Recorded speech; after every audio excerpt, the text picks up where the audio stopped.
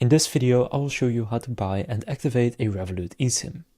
To do this, first go and open up Revolut, and at the top, click on the search bar and simply search for eSIM.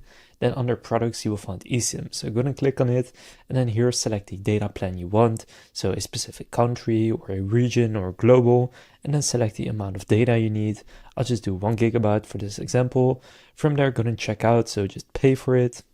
Then after it says your purchase is successful, click install eSIM. And now it says activate new eSIM. Now just go and click on allow. And now it's activating the eSIM, so just wait for it to connect to your network provider.